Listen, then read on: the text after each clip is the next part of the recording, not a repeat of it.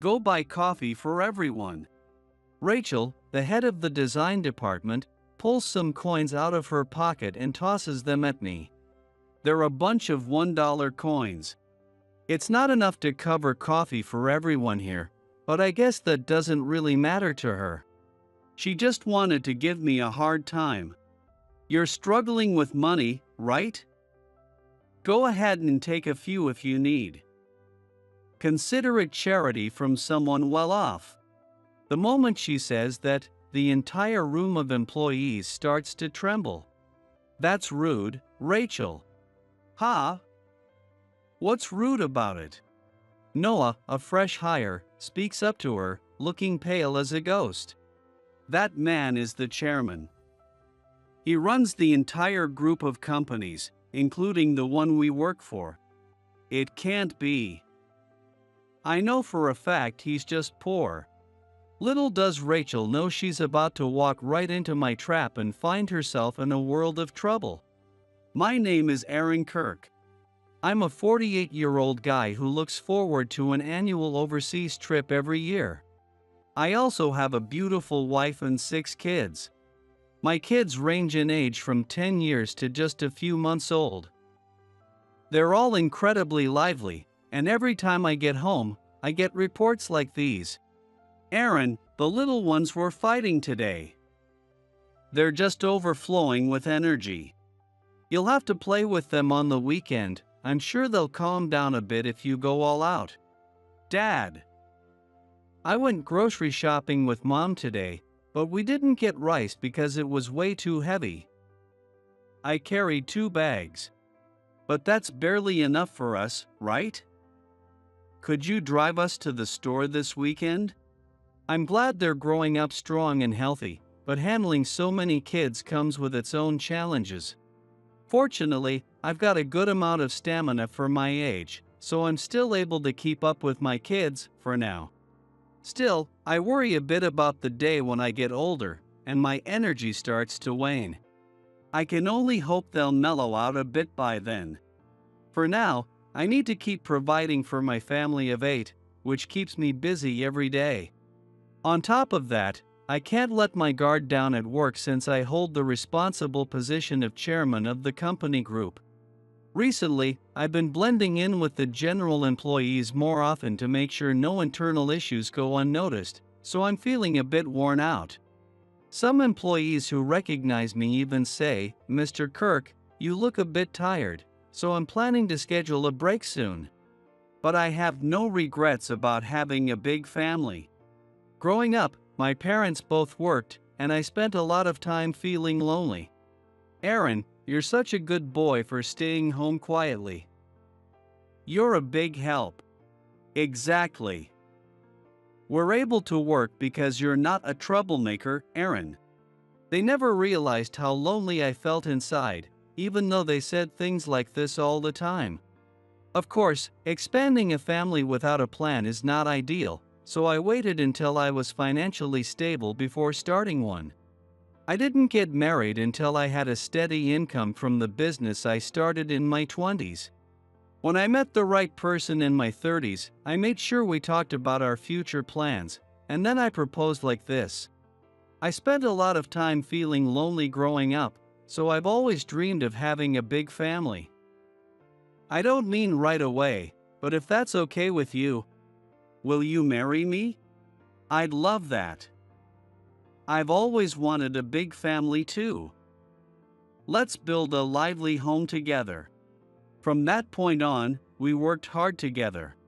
The business grew steadily, and by my mid-30s, we were financially secure and blessed with 6 kids. Every one of my children is precious to me, and just having them born as our kids fills me with joy. I feel like I could tackle any kind of work as long as it's for their sake. In early September, with the air gradually cooling and the usual lively morning noises from my kids, I left home after my wife handed me a lunchbox. As I drove to my job at the furniture manufacturing company, I could feel the season beginning to change. That's because decorations around the company that bring a sense of fall have been increasing. Paper leaves are taped to the windows, and acorn ornaments are placed on the tables in the break room. Even though the office is a place to work, focusing only on tasks can wear people down. I truly appreciate the employees who take the time to create these little touches. Passing by a hallway window, I glanced at the paper leaves carefully crafted and stuck to the glass. The meticulous work showed the creator's diligence and attention to detail. Looking further down the hall, I saw a young man putting up the last decoration on a window. I approached him afterward. "Thanks for your hard work this morning. You've got a real knack for making these decorations." He turned to me with a surprised expression. "Thank you, Mr. Kirk. Hearing that from you makes me happy." He seemed nervous and apparently knew I was the chairman. He should be one of the employees who joined the company this year. His name is Noah. He's in his 20s, and I heard from a close interviewer that he made quite a good impression during the interview. I recalled that he was juggling multiple part-time jobs to support his large family, which made him more memorable than other new hires. "I heard a bit about you from the interview team. I understand you've got quite a large family? Isn't that tough?" "Sure, it can be challenging, but there are just as many fun times, so it balances out." Noah responded with a shy smile, scratching his head. He didn't look like he was pretending, which made me smile in return. "I also heard you're the eldest, so I assume you're the one helping to look after your younger siblings?" "Yes, that's true. But I enjoy being around kids, and it's fun to watch them grow. Besides, the neighbors are there to help when things get rough." "Good to hear. People who grow up in large families often have little personal time and may deal with stress. So I was relieved to see he didn't feel burdened by his family situation. After we exchanged a few words about our family lives, I felt we had connected a bit and decided to ask him about work. "How's work going?" "I heard you were assigned to the design department." "Well, honestly, I'm not performing too well. I'm not much of an asset yet." "Is that so?" "These decorations look quite detailed and well made to me. I hope you'll get a chance to try different tasks around here." As I studied the decorations on the window, I genuinely admired his work. I don't know much about design, but these decorations seemed meticulously crafted. My boss says I'm 100 years too early to be trusted with real tasks. I suppose I still have a long way to go. Noah slumped his shoulders, looking downcast. Since I'm no expert in his field, I avoided giving specific advice and offered a simple encouragement. "I've heard you're a dedicated employee. If you keep up your efforts, I'm sure you'll be recognized in time." "Thank you." After patting him on the shoulder with a smile, I moved on only to hear someone shouting moments later. "Noah! How long are you going to waste time on that nonsense? There's plenty of work to do, so get back to the office. This is why you're so useless. Poor people like you really are hopeless. Sorry, Rachel. I'll be right there." I just rounded a corner, so I couldn't see who was speaking. Feeling curious, I retraced my steps a bit, but by the time I looked around the corner, no one was there. A few hours later, as I worked in my office, I noticed it was already past lunchtime, so I decided to take a break. Though my lunch break was delayed, it was unavoidable, given the careful preparations needed for our new product launch. The furniture we're about to release is a bit different from our previous lines, so we're taking extra care to inspect every detail. Recently, a customer got injured at a competing furniture company, so we decided to prioritize safety in our new designs. We've been holding thorough discussions with the team, ensuring that we overlook nothing. For that reason, I found myself immersed in the product documentation, finally taking a break about 30 minutes after the start of lunchtime. Rubbing my tired shoulders from a long day's work, I stepped away from my desk and headed toward my locker to grab my bag. Opening it, I pulled out the lunchbox my wife, Monica, had packed for me. Today's meal was the minced meat rice I'd been looking forward to, but when I opened the lid, it was empty. Huh, that's odd. I murmured to myself, scratching my head. Monica may be calm now, but I've heard stories of her wild high school days, swinging around a baseball bat. Still, she's been making lunch every day since she was young, so her lunches are always high quality. Her cooking skills, developed over the years, have only improved as she's taken on the challenge of feeding our growing kids. And every dish she makes is delicious. This time, though, it seems she accidentally grabbed an empty lunchbox. With 6 kids to look after, this sort of thing happens from time to time. So, I quickly decided not to fuss over it and planned to eat out instead. As I headed to the company entrance, I saw Monica coming toward me. It seemed she'd had some shopping planned nearby and came to drop off my lunch while she was out. Honey, I was planning to shop at the department store near your office, so I brought this for you. Sorry about the mix-up. Here's your minced meat rice. The lunchbox handed to me is wrapped in a drawstring bag made from patchwork quilt fabric. It was a bit rough-looking, probably because she just started this new hobby. Our kids are all quite rambunctious, so without sewing skills, their clothes would quickly wear out and become unusable. That's why she has been working hard to improve her sewing skills, even though she finds it challenging. Thanks for going out of your way. Looks like you put some extra thought into your outfit today, too. Thanking her, I took the lunchbox and noticed her outfit. She loves distressed jeans and always wears them when she's in the mood to dress up. Today is no exception. She's wearing a jacket made of ripped denim. Perhaps to match, the tote bag on her arm is also denim, with noticeable fraying. It's handmade by Monica, not store-bought, so even an amateur could tell the stitching is a bit rough. I may be getting older, but I still want to dress up now and then. Wearing this stuff reminds me of high school. It makes me feel young again. Your wild days, huh? I remember you saying you wore ripped jeans back then too. Age doesn't matter when it comes to style, and it suits you well. You look younger than your years. Hee hee, thank you. My indirect compliment seemed to please her, and she did a quick spin to show off her outfit. Watching her, I heard snickering from a distance. Look at those poor folks, acting all excited. Can't believe they're chatting away in those raggedy clothes. I'd die of embarrassment walking around like that. Can you believe people that poor work at our company? The voice belonged to Rachel, head of the design department. She was decked out in flashy brand-name jewelry and accessories. Though she became department head in her 20s, rumors in the office suggested her rise was due to connections. It seemed she'd misjudged Monica's style. I shot her an annoyed look, but she quickly walked off. Annoyed, I decided to brush it off and continued chatting with Monica, quickly forgetting the incident. A few days later, it was time for our monthly morning assembly. The morning assembly is held in the company courtyard.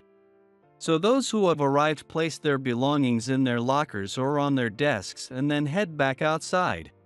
The courtyard is planted with flowers and trees, allowing everyone to enjoy the seasonal nature, which makes it a refreshing alternative to holding the assembly in an indoor meeting room or auditorium.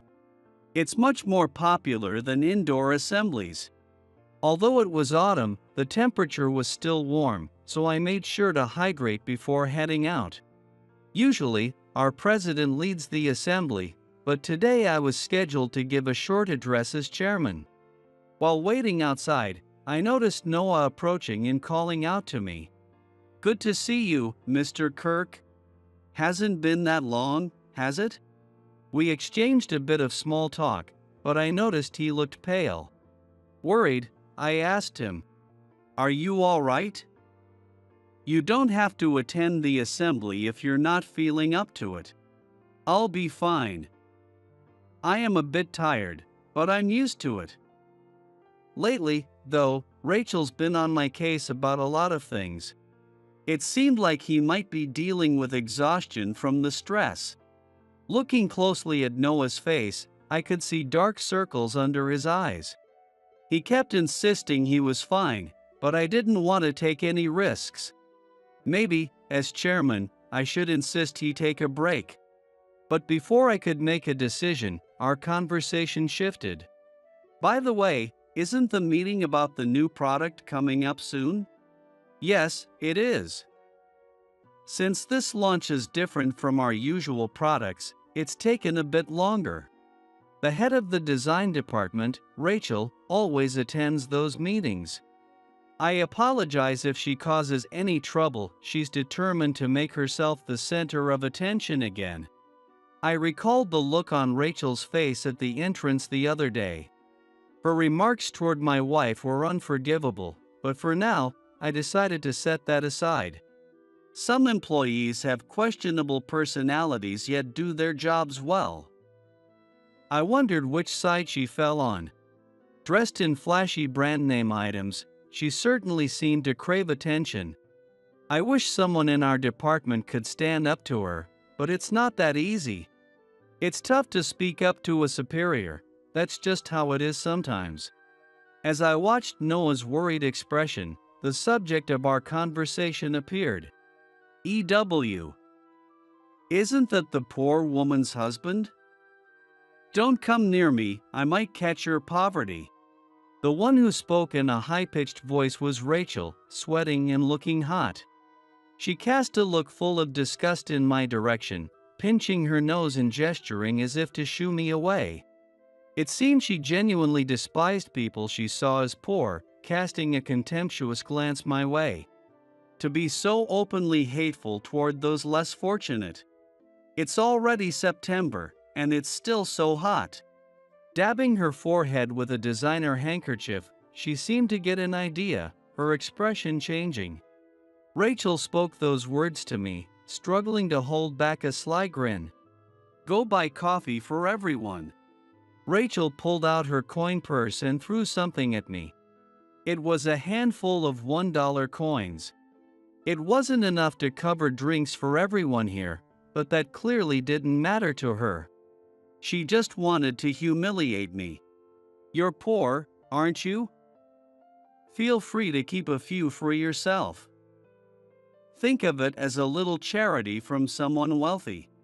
At that moment, the entire crowd fell silent and everyone froze. In the tense quiet, Noah was the first to break the silence. "That's out of line, Rachel." "Huh? What are you talking about?" Noah, his face pale, glanced at me and then spoke to Rachel. "That man is our chairman.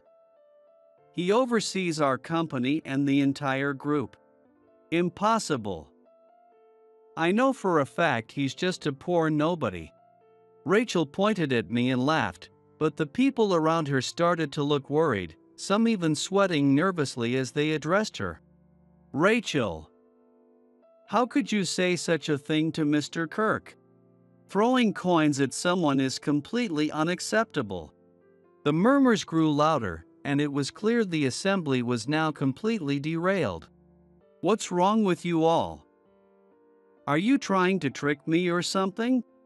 Not wanting to waste more time on her, a few employees stepped forward, bowing their heads apologetically. I shifted my gaze away from Rachel to address them. I'm concerned about her, but I also need to reassure them, as they seem overly worried about me. Before settling into my current role as chairman, I had experience working as president. During that time, I was known for my strict approach, and I always addressed any lapses in workplace conduct. So perhaps that's why they seemed to be a bit intimidated. Choosing my words carefully, I spoke up to calm them. I don't have any issues with any of you except for Rachel. So, please try not to feel so tense. Even so, the atmosphere didn't fully relax. As I scratched my head, wondering what else I could say, Noah spoke up, sensing the situation. "Excuse me, sir. Would you mind stepping aside with me for a private conversation?" Encouraged by Noah, I moved away from the group gathered for the morning meeting. With my departure, the employees who had been visibly tense moments earlier seemed to relax just a little. I couldn't help but feel grateful for Noah's assistance. He then began to explain the details of the situation to me. Since Noah worked in the same department as Rachel, hearing the story directly from someone knowledgeable was incredibly helpful. "Mr. Kirk, I apologize if Rachel said anything offensive. She was only recently promoted to manager through connections and might be a bit out of touch with company matters. She didn't know you were the chairman." Although, of course, her comments would be unacceptable from anyone in the company. "No worries. I understand." To be honest, I did feel slightly annoyed, but showing it wouldn't be fitting for a chairman. So I kept a friendly smile and handled it calmly. My approach to situations like this likely stems from my wife, Monica, who was known as a tough leader in her youth. Monica, who had a reputation for keeping a firm handle on the neighborhood troublemakers, never let her emotions show, maintaining a strict tone as a leader. I'd listened to her stories over the years and have adopted some of those strategies now that I'm in a leadership role myself. Of course, I take a somewhat friendlier approach than she did. Does Rachel usually act like that toward others? Well, yes. Whenever she's unhappy, she tends to throw things nearby at people. Noah hesitated at first but then decided he couldn't defend her anymore, and he shared more details.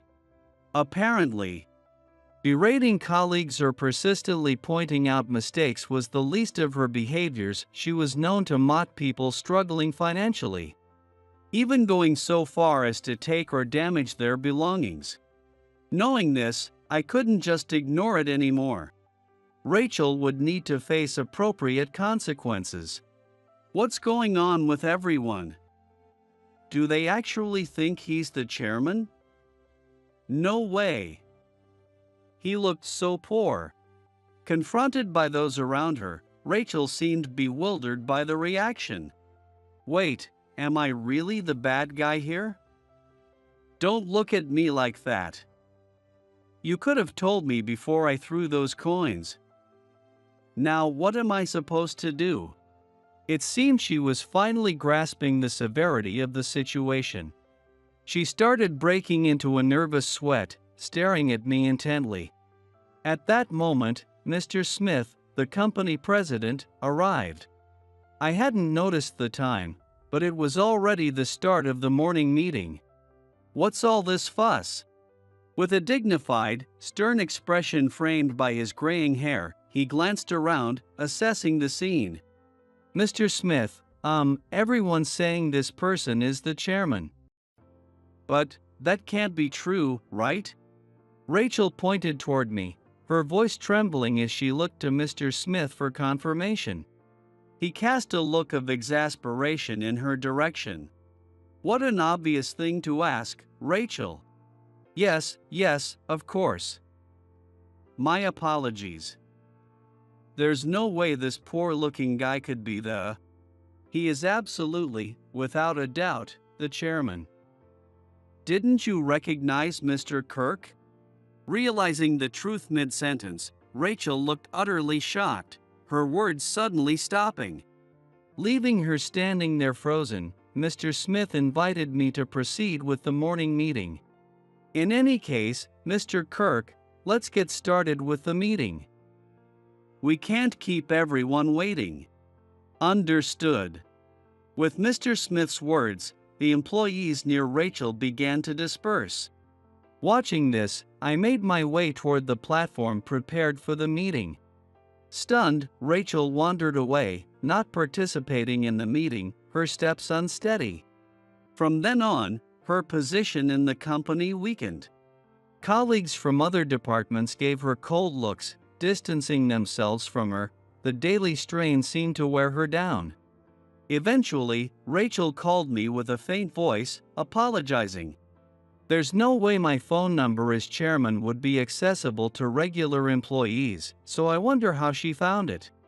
Maybe she used some connections to get it from someone. Sitting in my office, I answered her call, considering what to do as I listened to her voice.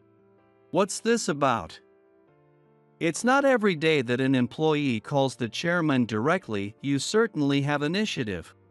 For now, I asked her what she thought of her recent behavior. I thought I should apologize as quickly as possible. I knew it was inappropriate, but I felt I had to reach out to you. The voice coming through sounded tearful, as if she were genuinely remorseful. While I still hadn't decided on the disciplinary action to take, I thought it might be wise to probe a bit more to understand her perspective. I'm truly sorry. I'm reflecting on my actions. Could you please say something to the other employees on my behalf? It was good to hear her apologize, but I sensed that her self-centered thinking hadn't entirely disappeared. As the head of the design department, it's unacceptable for others to spread disrespectful rumors or make mocking remarks toward me. It disrupts the company's decorum. Listening to her indignant tone, I let out a sigh. She did have a point, but I couldn't help seeing her as someone who clings to authority she doesn't truly possess. What exactly do you want me to do? Oh, it's simple, really. I'll provide a list of names, and I'd like you to reprimand them directly. Certainly, someone who has sincerely apologized shouldn't be subject to harassment, and it's my responsibility to protect dedicated employees. However, my years of experience were telling me something. She was only thinking about herself. I remember having a boss like her back when I was just starting out in my career. That person would often pick on me, finding faults in almost everything I did as a colleague. When I asked why he behaved that way, he would go on about it being for the company or for maintaining order, but in the end, he was simply trying to dominate others for his own satisfaction. For now, I'd need to set a small trap to get to the truth about Rachel's intentions. I understand what you're asking. Oh, thank you so much. But first, I need your assistance with something. Would you be able to join the meeting on the new products? Of course. If you need my expertise, I'd be happy to help. After hanging up the phone, I took out my planner to check my schedule. The day of the meeting was only a few days away. I planned to carefully observe her true nature during that time. When Rachel arrived at the conference room a few days later, she looked overly confident, clearly misunderstanding her role here. Leave it to me, Mr. Kirk. As head of the design department, I'll make sure to provide valuable input for you. She spoke to me in a familiar tone, unaware she was under scrutiny. As the meeting time approached, a large screen was set up at the front of the room, displaying the materials for discussion. Nearby employees began whispering to each other. What do you think will happen in this meeting? We'd narrowed it down to 3 options, but Rachel insisted on adding 2 more. Those extra ones don't even meet usability standards. Though Rachel, seated further away, didn't hear this, I caught every word. She'll be upset if her picks aren't chosen, especially with you working in her department and, given your situation. Yeah, my family isn't well off. I just hope she doesn't take it out on us afterward. She's pretty harsh on anyone struggling financially. Her tearful apology was clearly a sham, and it was obvious she hadn't genuinely reflected on her behavior. As the meeting began, each product concept was displayed on the screen. These pieces of furniture were designed with greater attention to safety than ever before. Recently, there was an accident involving furniture at another company, so we're taking extra care with safety measures. While most designs showed thoughtful safety features, two were excessively adorned with flashy decorations and had no regard for safety. Glancing at Rachel as these two designs were discussed, her self-satisfied expression confirmed her involvement. I couldn't judge just by appearances, so I listened closely to each product's description. In the end, we narrowed the choices down to 3, with the overly ornate ones removed from consideration. Naturally, Rachel looked dissatisfied with this outcome. If I may, I'd like Rachel to share her thoughts on the final 3 choices. Feeling a bit apologetic for taking up extra time, I asked everyone for permission. The other employees nodded, showing their understanding. I was grateful for their patience. What do you think of the final 3 products, Rachel? This was an ideal opportunity to reveal her true intentions, so I invited her to speak. She stood up eagerly, her face lighting up as if she'd been waiting for this moment. These kinds of items don't suit our company at all. You can tell a lot about the backgrounds of the people who came up with these designs. The products I recommended are far superior. Pointing proudly at the screen displaying the remaining options, she wore a triumphant expression. It must have been thought up by some unimaginative, poor person. Clearly, they didn't have a proper education. Rachel didn't realize how off-base her comments were. This meeting was intended to discuss our upcoming products, not to criticize people's backgrounds. In this short time, it became clear that she lacked the qualifications to be a department head. Furthermore, her character issues made her wholly unfit for a leadership role. Excuse me, but we're on a tight schedule. About 10 minutes into Rachel's speech, the male employee in charge of moderating speaks up with a somewhat puzzled expression. Rachel glared at him sharply. How rude to interrupt me. I'm someone personally chosen by Mr. Kirk. Any disrespect toward me is the same as disrespecting him. Rachel, interrupted mid-sentence, lets out an angry shout with a furious expression. It's intense enough that the man opposite her, breaking into a cold sweat, reflexively mutters an apology with a nervous sorry. In truth, his action wasn't wrong, he'd just been overwhelmed by her aggression. Sensing it was time to step in, I walked over to Rachel and placed a hand on her shoulder. She mistakenly assumed I was about to support her. Her confident expression quickly crumbled as I spoke. Rachel, I need you to leave this meeting room immediately. With a cold tone, I nodded toward the door. What? She froze, seemingly unable to process what I'd said. After a few seconds, she looked around, realizing she was indeed the one being addressed. You don't have the qualifications to be part of this meeting. Why not? I kept my expression stern as I addressed her. You brought up irrelevant topics that have nothing to do with our products. We don't need that here. I don't understand. I thought I was saying things in the company's best interests. To her, it probably looked like I'd suddenly turned against her. I didn't say anything unreasonable. You claim to be working for the company, yet extended the meeting unnecessarily. This is a place to discuss our new products, not the people who create them. But I'm not wrong. These 3 products don't suit our brand, they're too focused on safety and lack elegance. Listening to her, I glanced at the products displayed on the screen. They are certainly all plain pieces of furniture with unremarkable designs. Since safety is a priority, the designs are intentionally understated and may not catch the eye. However, this product concept focuses on prioritizing people's safety, so that's exactly as it should be. Who asked you to ignore the product concept and push your personal agenda? As I spoke, glaring at her, Rachel's face turned pale, and she began to tremble. I was invited by you to this meeting. I assumed you agreed with my opinions. You were invited to show that you had reflected on your behavior. I didn't expect everything to have changed. But I didn't anticipate hearing such biased remarks. In that moment, Rachel seemed to realize her mistake. Her strength left her, and she slumped to the floor. In shock, she looked around the room for support, but found none.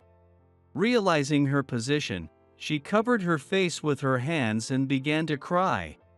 I won't tolerate your behavior of looking down on others based on their background. You'll face disciplinary action, including your recent actions. So be prepared to accept it. Today, I decided her demotion right here and now. Shortly afterward, her demotion was made official. The new design department head was reportedly getting along well with the team. Noah shared, I'd been entrusted with more responsibilities, and work is progressing more smoothly now.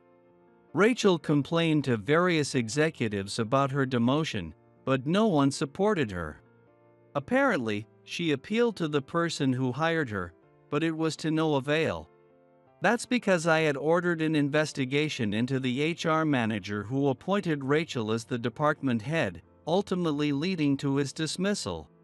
Eventually, Rachel found it unbearable to continue facing the cold stares of everyone in the company. A month after the incident in the conference room, Rachel left the company. Since her departure, the design department under its new head has been achieving better results than ever. I frequently hear how much the atmosphere in the department has improved. This positive shift seems to be driving our company's revenue upward as well. At this rate, we should be able to increase employees' salaries soon. It looks like I'll also be able to take the whole family on our planned family vacation this year.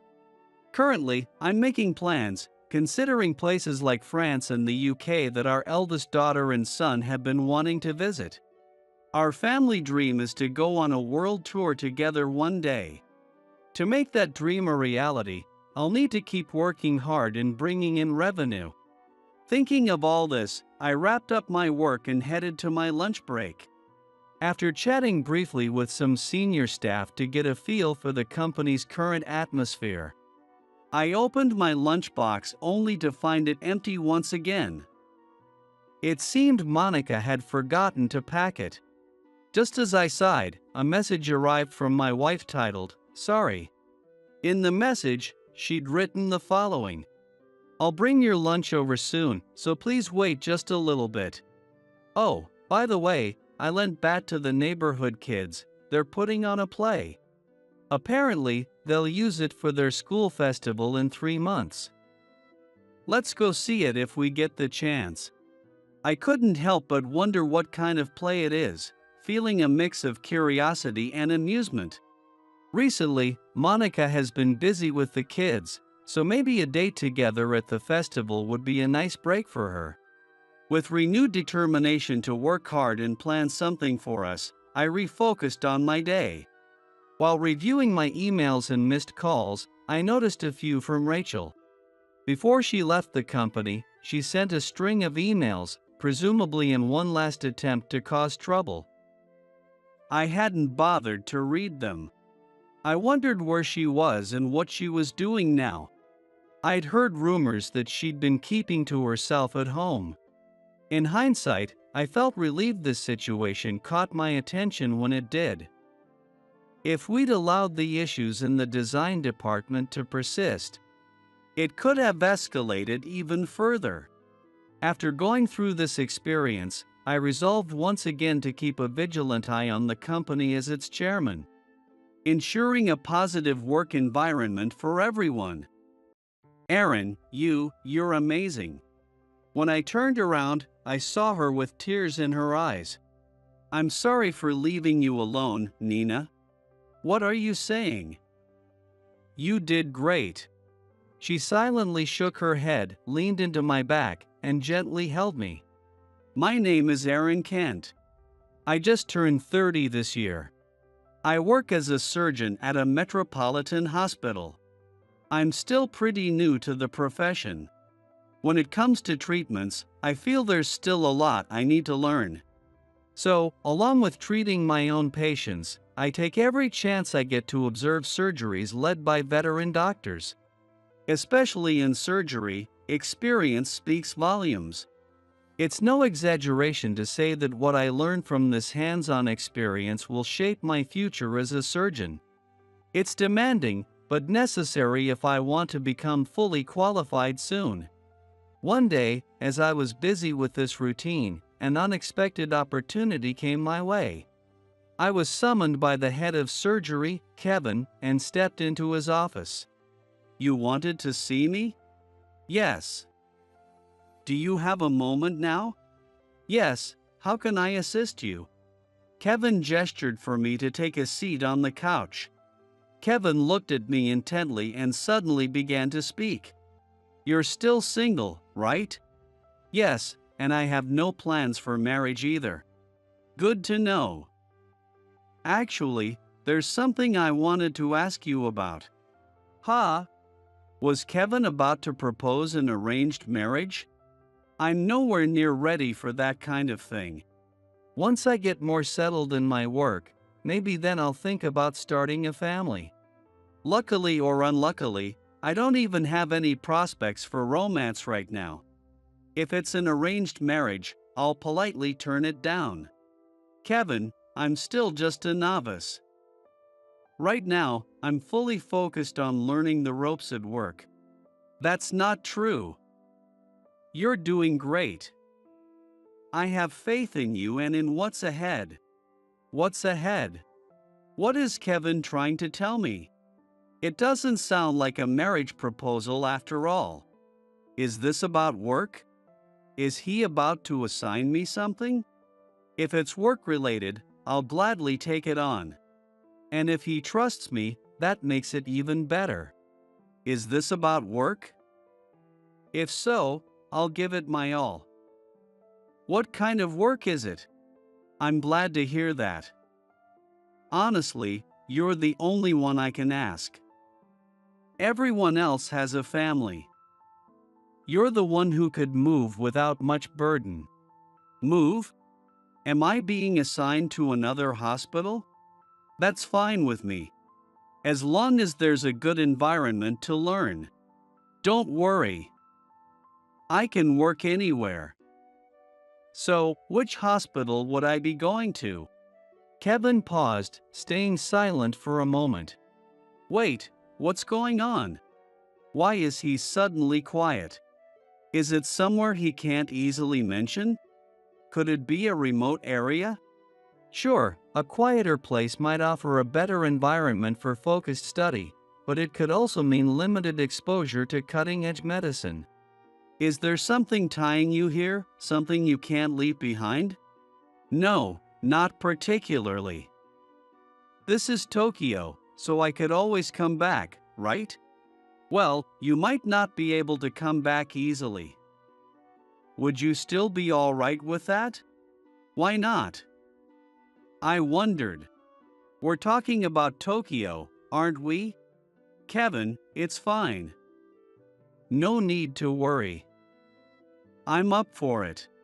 Well, if you're that confident, then I'll entrust this to you. I'm happy to hear it.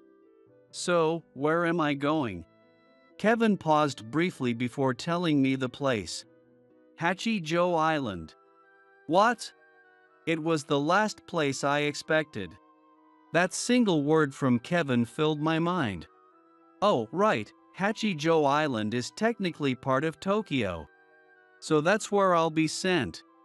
There's a vacancy for a physician at Hachijo Hospital. They need a doctor from our hospital to work in collaboration with someone stationed there. The locals could receive prompt care even in emergencies. You'd be greatly valued by the island residents, and it'd boost your confidence. It's not a bad deal, right? I understood the gist of what Kevin was saying, but I couldn't completely hide my shock. Once I go to the island, I really won't be able to come back to Tokyo. It would likely mean living on the island permanently. I was born and raised in Tokyo. I've fully settled into my current lifestyle here. Can I really manage to live on an island? Anxiety flooded my mind.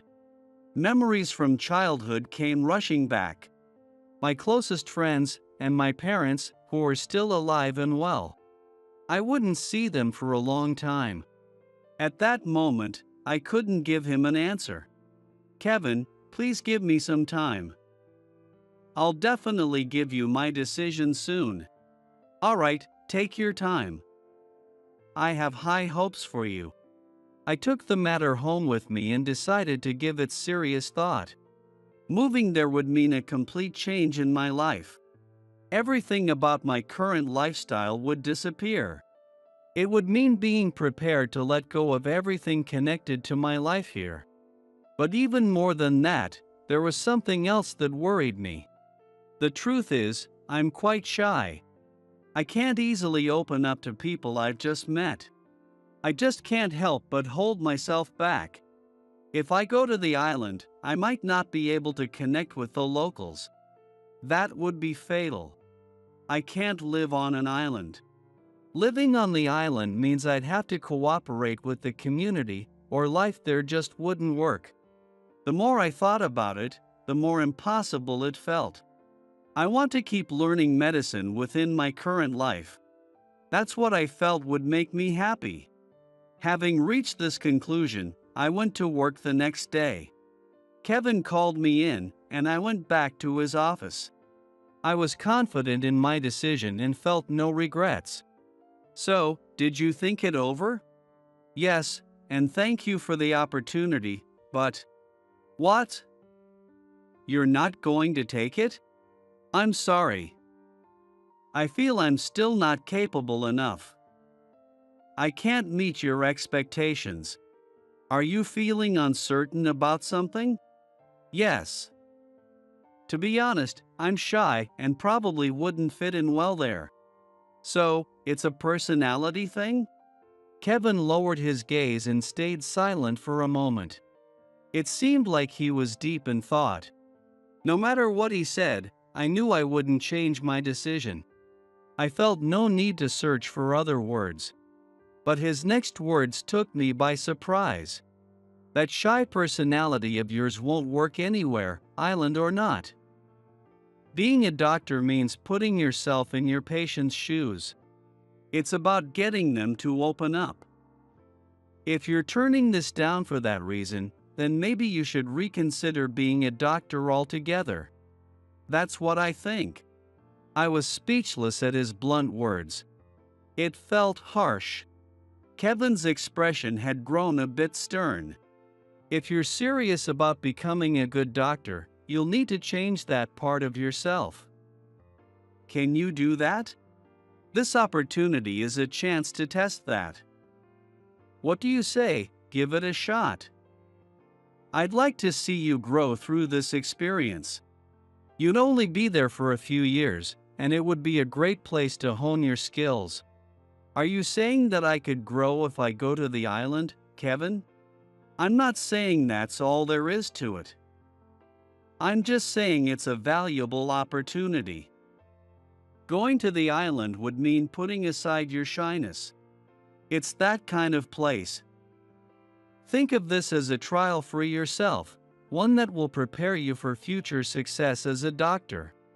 Going to the island was a test of my commitment and loyalty as a doctor. I hesitated again. If I turned down this offer, would I lose Kevin's trust in the future? That's what it felt like. Even if it meant sacrificing my current life, should I carry Kevin's expectations with me? And right there, I reversed my decision. Kevin understood. I think you're absolutely right. I'll go to the island. Thank you for giving me such a valuable opportunity. Thank you. I'm grateful you've decided to take this on. I trust you. I approached you because I knew you could do it. I might come to regret changing my decision on the spot. But now, it's all or nothing. No one knows what the future holds. And so, the day arrived for my journey to the island. I told my parents I wouldn't be back for a while. On the boat, I watched the mainland slowly disappear. A new chapter of my life was about to begin. The island was farther away than I'd thought.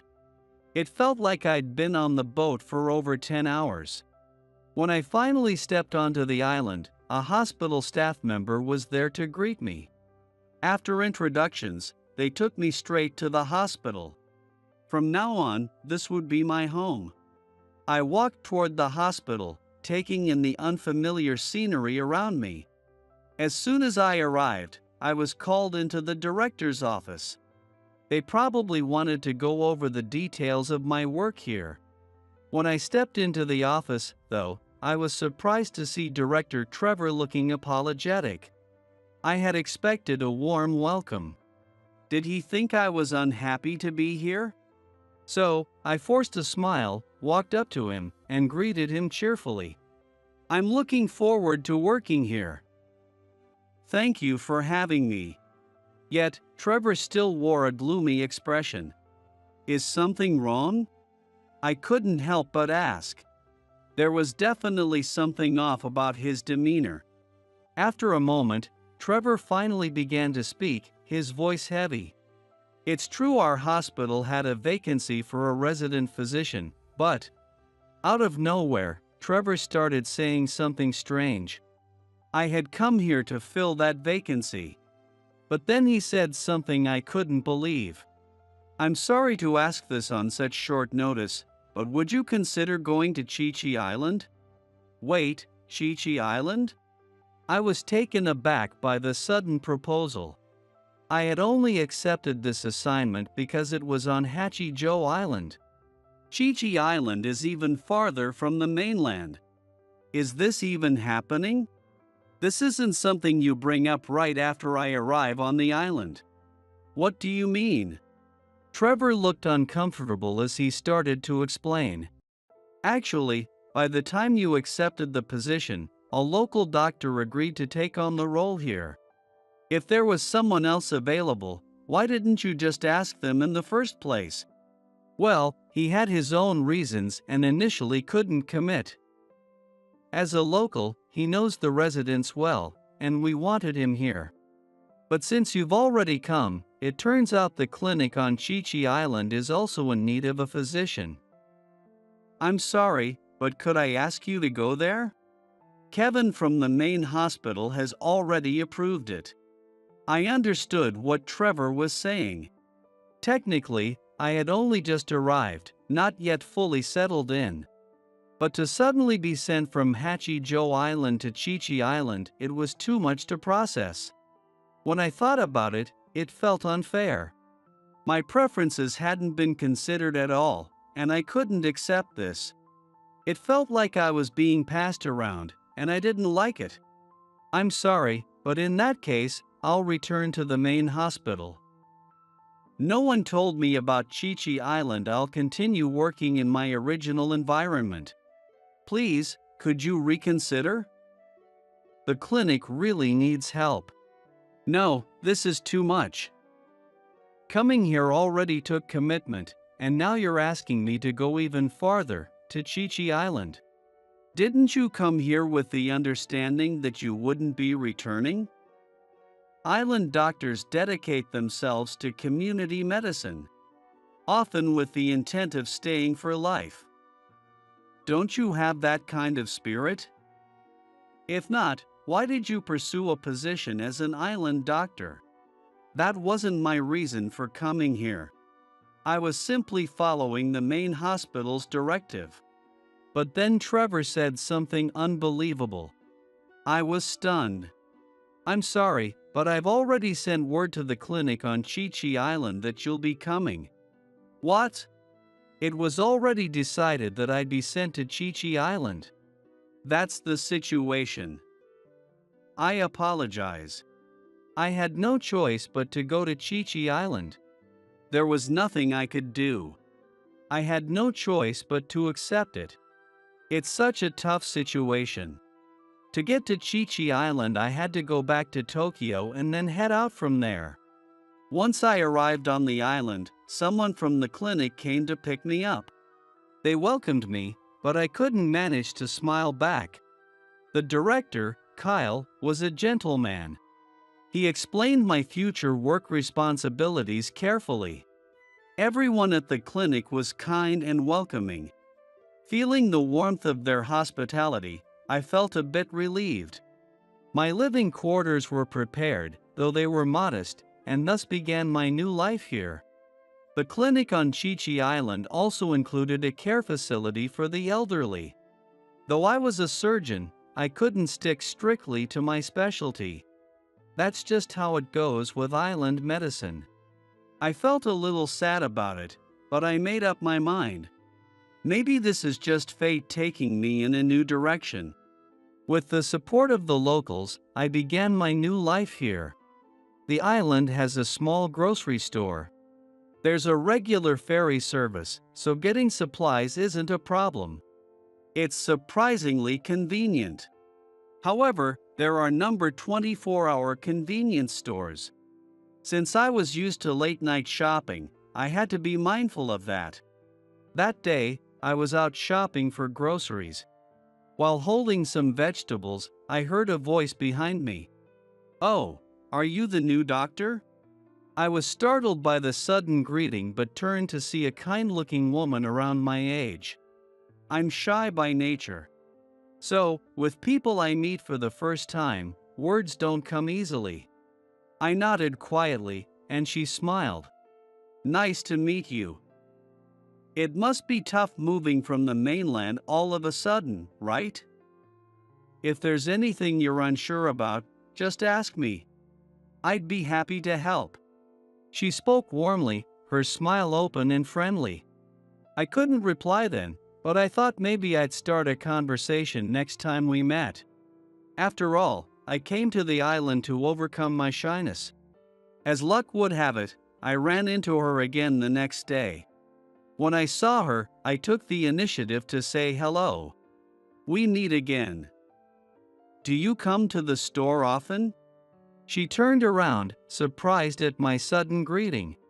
"Oh, you startled me. I didn't expect Dr. Kent to speak up first. Is there something you need help with? Just ask." "No, sorry about yesterday. You spoke to me, but I didn't say anything." "Oh, so you're just a quiet type, Dr. Kent." "I'm the chatty one, sorry about that." She laughed, completely unbothered. "I'm actually pretty shy. I have trouble talking with people." "Really? But once I feel comfortable, I can talk just fine. With you, I feel like I can open up." "Well, that makes me happy. In that case, let's chat as much as we want." I found her constant smile and cheerful personality charming. It felt like she might be someone who would support me here. I appreciated her presence more and more. We exchanged names formally this time and started calling each other by our first names. "Wait, Nina, are you single?" "Yes. I'm not exactly popular, you know." "That's hard to believe, you're quite charming, Nina." Dr. Kent, saying things like that. Don't expect anything in return for just flattering me. Spending time with her became a soothing escape from the unfamiliarity of my work here. She looked forward to seeing me too. Every time she smiled at me, I couldn't help but feel overjoyed. Eventually, she even shared her home address with me. After work, I would head straight to her house. Almost every evening, she prepared dinner for me. It became the highlight of my day. "Nina, thank you so much. Honestly, I look forward to these dinners every day. I enjoy cooking for you, Dr. Kent." Seeing you happy makes me happy too. I owe you so much. I'll make it up to you one day, I promise. You're being too formal. Please don't take away my joy, Dr. Kent. Just keep coming over every evening, okay? I'll be waiting for you. She was truly happy to spend time with me, too. Eventually, we started dating. One day, as usual, I went to her place after work. But that evening, she didn't seem herself. Her usual smile was missing. Was she feeling unwell? I grew concerned and decided to check on her. Is something wrong? Ha! I was worried seeing her so distracted. Something happened, didn't it? No, not really. Something was definitely off. Her usual responses weren't like this. You don't have to hide it. Is there something you can't tell me? Aaron, I'm trying to handle it on my own. Handle it? Something was definitely up. I also noticed that she didn't call me Dr. Kent. It's okay. Please, tell me. After some persistence, she finally gave in and began to speak. Aaron, I talked to my parents. About what? I told them I wanted to marry someone. What? She had someone she wanted to marry? I couldn't hide my shock. Who? Someone from the island? She gave me a puzzled look. As if to say, what are you talking about? Silly. I meant you, Aaron. Wait, what? This was so sudden. Marriage? Just like that? Granted, it wasn't out of the question for us to consider it. But I wasn't prepared for this. I did want to be with her forever, though. I was overjoyed, yet, why did she seem so down about it? She continued, her voice tinged with sadness. There are rumors on the island. People are saying I'm an unmarried woman bringing a man into my life carelessly, and worse, that he's an outsider. I told them that I'm serious about you, and that we're considering marriage. But then, they only opposed it more. They asked if I was really going to marry someone from outside the island. This place is, well, it's insular. The people here highly value island relationships and tight bonds within the community, even between families. That's actually why I chose to live on my own. I expected some opposition, though. So, you brought up marriage with me for that reason? She nodded. They believe in slowly getting to know each other, connecting families, and building ties. I know that's not unique to the island, but here, it's especially important.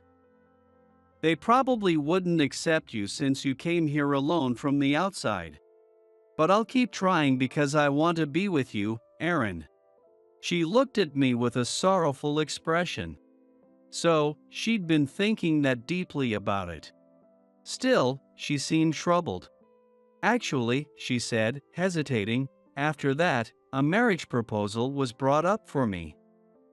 It's from someone on the island. A proposal? Yes. My parents are probably pushing for it to avoid me marrying an outsider. So, I had a meeting with him recently. The guy liked me. He wants to start a relationship with marriage in mind. But I'm not interested at all. I already have you, Aaron. If it's not you, I don't want anyone else. I see, so that's what happened. I was suddenly overwhelmed with a deep sense of sadness. Have you seen him since then? No, not at all. He's tried to reach out, but I turned him down, saying I'm already in love with someone. But he's persistent, saying there's no point in being with someone who doesn't have my family's blessing. Just today, he called again, asking to meet soon. It's exhausting. She'd been struggling with this all on her own, keeping it hidden from me. I was glad she finally opened up. I truly felt that from the bottom of my heart. It felt like our hearts were aligned. Thank you for telling me. I want to marry you, Nina. I believe the time will come when our marriage is accepted. Really? How can you be so sure? I'm not. What matters is that we both keep believing in it. As long as we hold on to that, I'm certain our fate will open up before us. Let's trust in that. She nodded at my unfounded optimism. Yes, I'll keep trusting in you, Aaron. I'll keep turning him down. As long as you're by my side, I'll be all right. She smiled brightly at me. I couldn't help but feel a deep love for her. I have to do something for her. I have to give it my all for her sake. As summer arrived, the island prepared for its annual event. It was the summer festival. There are performances of dances such as South Seas Dance and Bond Dance. Live concerts and outdoor movie screenings are also held. The highlight of the event was the fireworks display. Both of us were eagerly looking forward to it. Nina wanted it to be just the two of us. A little date. I gladly accepted. On the day of the festival, she appeared before me in a dress. Her beauty left me speechless. Seeing me stunned, she spun around with a little pose. Aaron, how do I look in my dress? You look beautiful. I'm honestly blown away. You could wear that all the time, and I'd be thrilled. Oh, come on. I'm glad you like it. She smiled joyfully and linked her arm with mine. We wandered around the island together. But of course, we were most excited about the fireworks. At the summer festival, the fireworks display lights up the coastline, creating a romantic backdrop. It's the perfect setting for a date. She was as excited as I was to see the fireworks together. When we arrived at the venue, there was an unexpected crowd. Perhaps it was because of the holiday season, but there were more tourists than usual. Wait, there are so many people. Yes, this fireworks show is pretty famous. We get a lot of tourists around this time. So that was it. Even on Chi-Chi Island, tourism brought in quite a crowd. That's when it happened. A man was approaching us. From his expression, I sensed something was off. I looked at her and saw her face tighten with apprehension. This must be Nathan, her arranged marriage partner. What are you doing here? And who's this guy? He asked bluntly, eyeing me suspiciously. She instinctively clung to my arm. This is my boyfriend. Boyfriend? Are you kidding? We had an arranged meeting, remember? But I love him. And I've been telling you I can't be with you. Yeah, like I'm just going to believe that. We're getting married. The man continued to press her aggressively. I'm sorry, but she's uncomfortable with this. We're in a relationship, so could you please let it go? And who the hell are you? Just some outsider doctor, right? Don't go stealing our women. She might be from the island, but she's her own person. And I love her, too. Enough with this nonsense. Her parents approve of me, and it's a problem if you're just interfering. Then, he grabbed her arm forcefully, trying to pull her away. I stepped between them. Hey, what are you doing? Can't you see she doesn't want this? Don't you think this is wrong? You have no right to tell me what's right, outsider. Don't stick your nose where it doesn't belong. She clung to my arm, resisting his attempts to take her. Suddenly, the sound of screeching brakes and a loud crash filled the air. Ah! Someone, help! Shortly after that, I heard a woman scream. I sensed that something was seriously wrong. An accident. Nina, stay here. I'll be right back. Leaving her behind, I ran toward the sound. Thick smoke was rising from a car, and several people were lying injured on the ground. Had a car plowed into the crowd? I didn't understand exactly what was happening. In any case, I had to help the person who had collapsed. I immediately called the clinic to relay the situation, directing them to prepare the necessary supplies. There were more injured people than I'd expected. I called out to event staff and bystanders to assist with the response. Within minutes, Kyle and several nurses arrived at the scene. One by one, I administered first aid to each patient. I conducted triage, and for those critically injured, I requested emergency air transport through the self-defense forces. The hospital they'd be transferred to was the one where I'd worked before.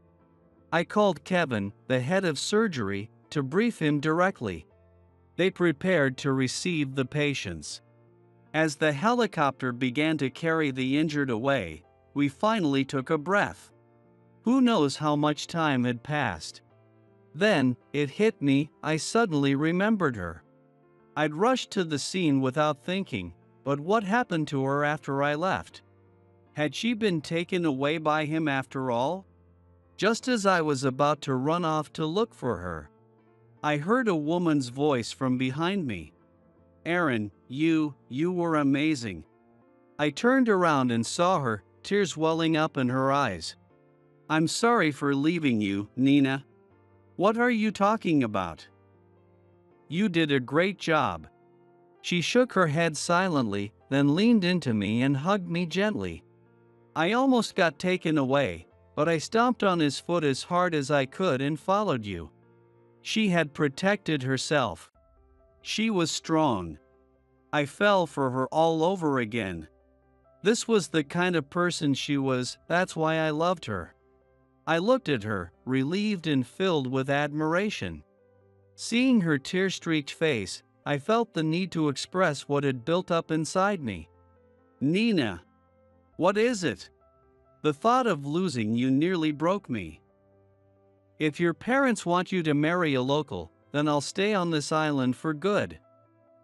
Please, stay with me. I love you. Will you marry me? With even more tears in her eyes, she nodded. Yes. I'm so happy. As for the people injured in the accident, they were all locals. Fortunately, none of them lost their lives. My actions became the talk of the island. Many islanders crowded into the clinic. Along with words of appreciation, they brought me offerings of fresh produce and seafood. They were all overjoyed, I think. I was glad to finally feel accepted by them. Then I went to her parents' home to formally ask for her hand in marriage. Nervously, I pressed the intercom, and she greeted me at the door with a smile. Welcome, Aaron. When I was shown into the living room, her parents were seated side by side, smiling at me. We're glad you came.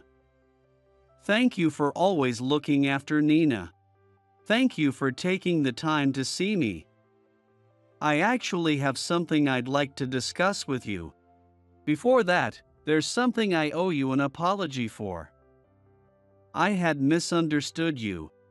I thought you were a man who might lead our unmarried daughter astray. But I've heard the reports. You care for your patients at the clinic, and you saved the injured at the recent fireworks accident. I'm just a doctor. I only did what I could. No need to be humble. A man like you, who looks after our Nina. Yes. I'm here to ask for your blessing to marry Nina. From that point on, things went just as Nina had predicted. Having heard the positive feedback from the islanders, her parents softened their stance and gave us their blessing. We celebrated our wedding on the island, surrounded by the community. We're in love. Now, and for always. I'm dedicating my life to Chi Chi Island. Though I once resented Kevin and Trevor for sending me here, that decision led me to her. It was fate. That's how I've come to see it. I'm happy. And that's the answer to everything. Nina, thank you for this happiness. I'll treasure you for the rest of my life. Yes, and I'll treasure you forever too. I wrapped my arms around her. I felt her warmth close to me. Matt. My mom is still inside. My best friend, on the verge of tears, pointed at the burning house and shouted. He had been my rock during the hardest times of my life. His mom was just as precious to me, a person I owed so much to. She was trapped in the flames, her life hanging by a thread. Matt? Hearing his desperate cry, I rushed into the collapsing building. Calling out her name, I blindly pushed through the intense flames and smoke. When I finally found her, I reassured her as we made our way to the front door together. It was just as we were almost outside. A burning beam collapsed onto my right leg. Watch out. My name is Matt Anderson. I'm 32 years old. In my life, there's something I deeply regret. Just one thing, no matter how much I regret it, I can never take it back. That is, hey, Matt. Starting tomorrow, you're banned from school lunch. You know why, right? Tell your mom to pay the lunch fees, will ya? This was back when I was in elementary school. My parents had divorced, and I was living with my mom in what they called a single-parent household. We were so poor that it was well known at school. I always wore dirty, ill-fitting clothes and carried a battered backpack my mom had found somewhere. There were many months when we couldn't pay for school lunches, and I was often teased by my classmates. Shut up. I don't need that disgusting lunch anyway. Of course, I was always hungry, and school lunch was the only time I could eat until I was full. But I pretended to be tough and fought with my classmates instead. Why was I the only one? Back then, I was constantly angry at everything around me. Looking back now, I realize I was in the middle of my rebellious phase. And all the frustration I couldn't release at school ended up directed at my mom. Matt. The school called again. You got into another fight? Please, give me a break. Shut up. I hated everything, the dirty clothes, the broken backpack, always being hungry, the small and dark apartment, and being mocked by everyone around me. When I was 10, I took out all my frustration on my mom after she got home from her part-time job. I'm sorry. She didn't argue back. She just kept apologizing over and over, waiting for me to finish. It wasn't that she didn't have anything to say. She was simply too exhausted from working multiple part-time jobs to even muster the energy to respond. I realized that only after she was gone. That day, I had a huge fight with her in the morning. I'll figure out the money, okay? Just ask them to give us a little more time. What? Why should I have to say that? The argument was over the payments for the 6th grade class trip. It wasn't much, just a few dollars each month. But even that was more than we could afford. The day before, my teacher had warned me that if we didn't pay soon, I wouldn't be able to go on the trip, and I was at my breaking point. Why was I the only one who had to feel this miserable? I wished I had been born into a family with just a little more money. No, I wished I hadn't been born to this mother in the first place. That's when it happened. I said the one thing I should never have said. It's all your fault. I wish you'd just disappear, you worthless hag. Matt. I ignored my mother, who stood there in shock, and slung my backpack over my shoulder. Even as I walked out the door of our apartment, I didn't look back at her once. I finally said it, serves her right. Feeling a strange sense of relief, I headed to school in unusually high spirits. That day, no matter what my classmates said, it didn't bother me at all. But then, Matt, pack up and get ready to go home right now, your mom. It was right before lunch break ended. My homeroom teacher burst into the library, panic written all over his face.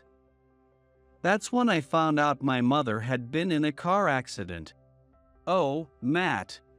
When I arrived at the hospital, a woman from the neighborhood came rushing over. She was Mrs. Emily Ross, whom my mom had been close enough with to list as an emergency contact. Her face was pale, and she gently placed a hand on my shoulder, telling me to stay calm. Your mom is resting in that room over there. Let's go see her together, okay? Ha! She wasn't feeling well and left her part-time job early. The driver said she crossed the street even though the light was red. Her words felt distant, like something happening in another world, completely unreal. In the morgue, my mother lay there, her entire body wrapped in bandages from head to toe. With the little skin I could see as white as a porcelain doll. No, this isn't my mom. Matt. I know it's hard to believe, but your mom she's gone. Emily's voice broke with tears as she hugged me tightly.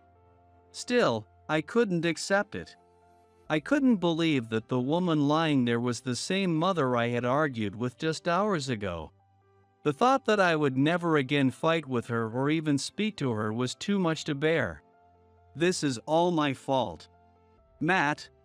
It was all because I told her to disappear. Suddenly, the weight of reality crashed down on me, and I collapsed to the floor, unable to stand. I'm so sorry. Mom, I'm so sorry. From that moment, and for over 20 years now, I've lived with deep regret.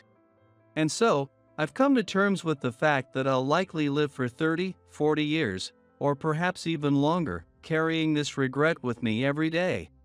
Because I'll never be able to apologize to her for the terrible things I said. And I know there will never come a day when I can be forgiven. After my mother's funeral, the remaining issue was what would happen to me. Ever since the divorce, my father had disappeared without a trace, and my parents had eloped to get married in the first place. Neither my father's nor my mother's relatives wanted to take me in, leading to heated arguments that dragged on for more than 6 months. If it ever comes to that, you're always welcome to stay with us. My son would be happy to have you. While everything was being sorted out, Emily took me in. Though we were complete strangers, she treated me like family, far more than my blood relatives ever did. And while my dad's not around, I'll be his stand-in. So, Matt, you can count on me too. Emily had a son the same age as me. His name was Jack. He was the only classmate who had ever stood by me at school. Big and strong, with a sense of justice so fierce he dreamed of becoming a police officer one day. But won't it be a burden with me here? I'll move out as soon as I can. What? You're smart, but man, you can be pretty dense sometimes, huh, Matt? Ha! Jack laughed and said, "It's not a burden at all. We want you here, that's why we invited you. Honestly, I was nervous being the only one at home, you know? But with 2 of us, I feel better. So help me protect my mom until I have a little brother or sister, okay, Matt?" Yes. At that time, Emily was pregnant. She was a career woman working at a large company and was on maternity leave. Her husband was away for work, and even though she was busy preparing for the baby's arrival, she still took care of me. Most of the preparations are already done, honestly. It's almost boring now. All that's left is to come up with a name for this little one. Hey, Matt, would you help me think of one? What? The baby's name.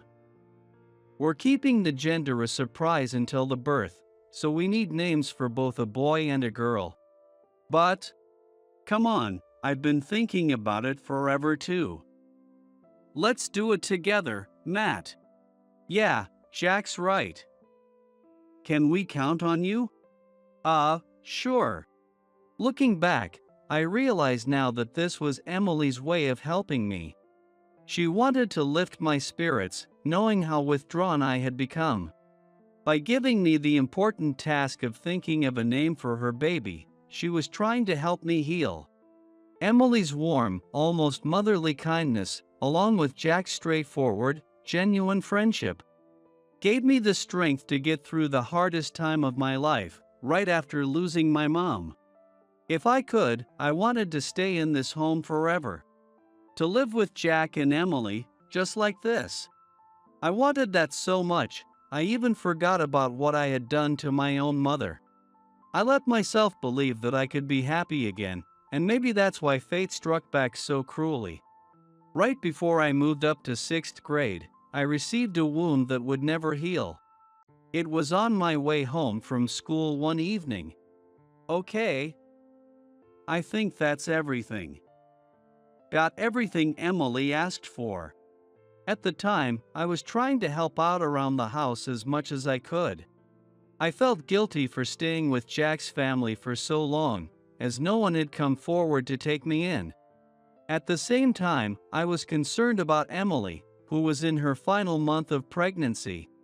That day, I had been sent to do some shopping, which is why I got home later than Jack.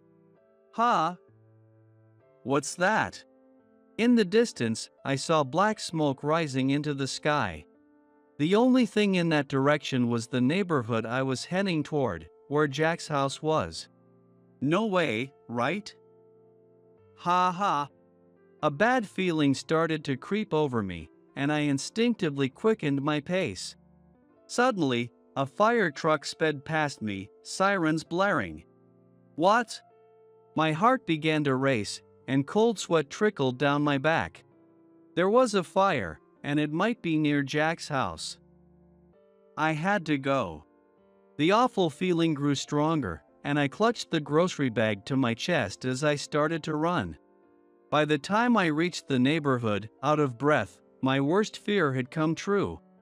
Matt! From the crowd gathered around, Jack ran out toward me, his face pale and on the verge of tears. Thick black smoke filled the air. The overwhelming stench of burning wood and plastic filled my nose. As the firefighters yelled for everyone to stay back, Jack grabbed my shoulders and shook me. What do we do, Matt? What do we do? Calm down, Jack. Where's your mom? My mom. She's still in there. Jack's trembling hand pointed toward the house, Emily's house, now engulfed in bright red flames, with the second floor completely blackened. What? The fire started at the neighbor's house. She made me get out, but my mom is still in the kitchen. Covered in soot, Jack broke down, sobbing. He kept repeating, "She's still inside, Matt." What do we do? No way. Emily's still in there. It's my fault, Matt. What do I do? I said something horrible. I told my mom I didn't need her, or the baby. What? That morning, Jack and Emily had gotten into an argument. I didn't know exactly what they were fighting about, but Jack had stormed out of his room, skipping breakfast, and gone to school alone. Clearly upset. I didn't mean it, not at all, but I still said it. I get it. Jack and I were the same. We both let our anger get the best of us and said things we didn't really mean. The difference was, Jack still had a chance to apologize, to make things right. Help me. Amidst the crackling of the flames and the sound of collapsing beams, I could hear a faint scream, Emily's voice. Without thinking, my body moved on its own. Matt. Hey, you. Stop. Come back. I didn't hear Jack's voice or the firefighter yelling at me to stop. I ignored the heat from the flames and dove into the burning house. Emily. Where are you? Emily. I shouted her name as I pushed through the smoke and flames, making my way through the crumbling structure. When I finally reached the kitchen, I found her huddled in a corner, protecting her large belly. Emily, it's okay. I'm here. What? Matt? Why are you? Her eyes widened in shock when she saw me. From here, my memory becomes fuzzy. I vaguely remember running to her and telling her we needed to get out, but the next thing I knew, I was lying in a hospital bed, staring up at a white ceiling. Matt. Huh?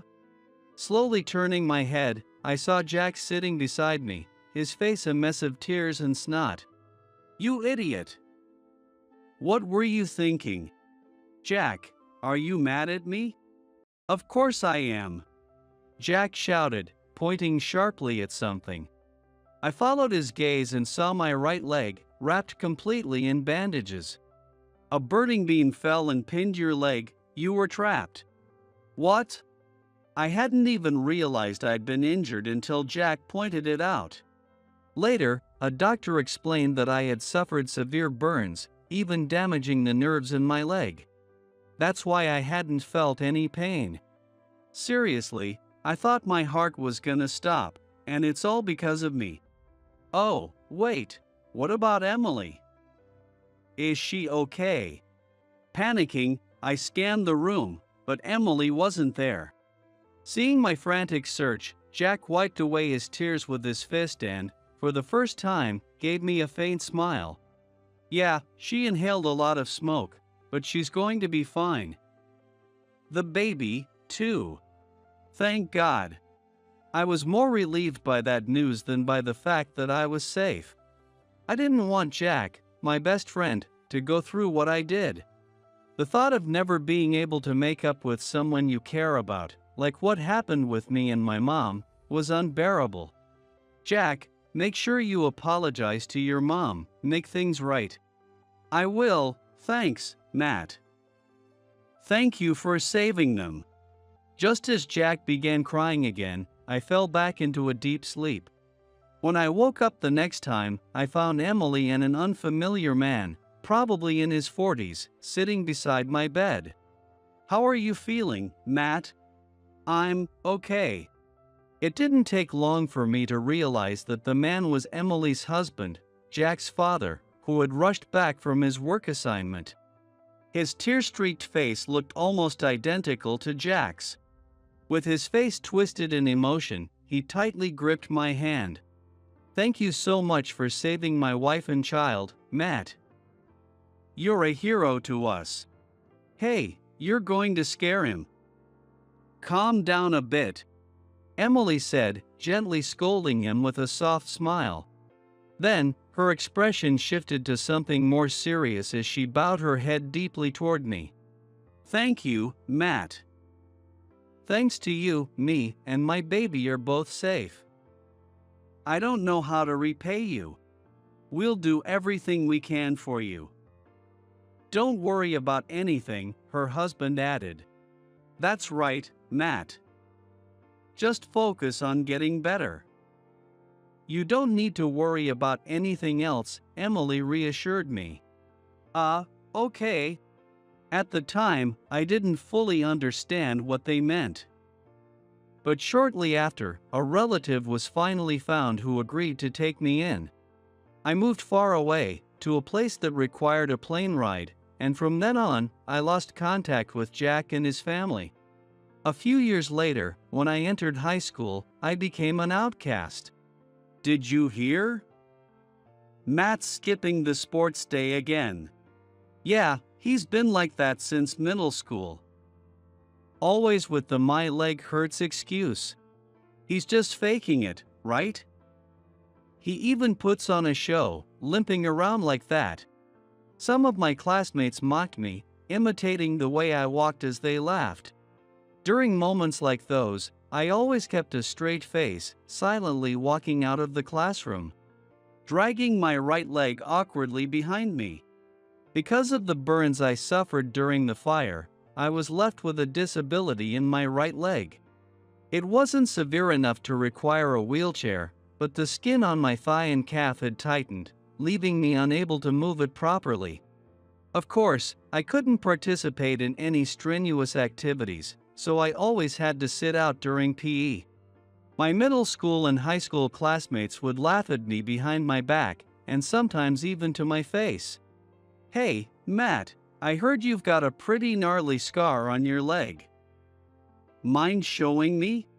Sometimes, even students from other classes, who I'd never spoken to before, would approach me out of the blue like that. I didn't have anyone to stand up for me. And it was the same at the home of the relatives who took me in. "Matt, you'll be getting a job after high school, right? You're not seriously thinking of asking to go to college, are you? Finally, we'll be rid of the pathetic freeloader. I can't wait. Don't be so mean." But I did see his scar the other day. It's so gross, I can't even think about it without feeling sick. To them, I was nothing more than a burden, an orphan with a disability. They took care of me in the barest sense but hid me away like a shameful secret. I was pressured, in not so subtle ways, to leave once I graduated from high school. Yes, of course, I would say. I was as uncomfortable in that environment as they were with me. While my classmates were busy studying for college entrance exams, I was desperately searching for a job that didn't require a degree. That's when I found work as an employee at a hot spring inn. The fact that I could live and work there suited me perfectly, given that I would soon be out on my own. "Thank you for everything," I said as I left my relative's house on the day of my high school graduation. All I had with me were a few changes of clothes and my mother's small memorial tablet that I had kept by my side all these years. It was a quiet departure, with no one there to see me off. At the inn where I started working, I was treated much the same as before. Does he really need to limp like that? He's probably exaggerating. I bet he can walk just fine. Ugh, so embarrassing. Try to stay out of sight when the guests are around, okay? You're making us look bad. As long as your leg's the only problem, you should still be able to carry these, right? Gossip and blatant mockery were a daily occurrence. I was never allowed to serve customers and was stuck in the back of the inn, burdened with heaps of work as part of the constant harassment. It was all for one reason. I have a disability in my legs. Don't worry about it, they'll get bored eventually. Just hang in there. Even the manager, who had hired me saying all that mattered was my willingness to work, never bothered to step in and stop the others. There was no one on my side here either. Still, I kept working at the inn, not because I had nowhere else to go, but for another reason. Good night, Mom. See you tomorrow. Every night, as I finished my day, I would speak to the small memorial tablet in my room, picturing my mother's face. I wondered if she was angry at me in her final moments, or if she was in such a state of shock that she crossed the street while the light was red, without thinking. I had asked myself those same, unanswerable questions hundreds of times over the years. Time passed in a blur, and before I knew it, I was 32 years old. Welcome. My name is Matt, and I'll be showing you to your room. By now, I had become a senior employee at the inn. I was even trusted with serving guests directly, and the open ridicule had mostly disappeared. Occasionally, I would get a curious look from guests who didn't know my story.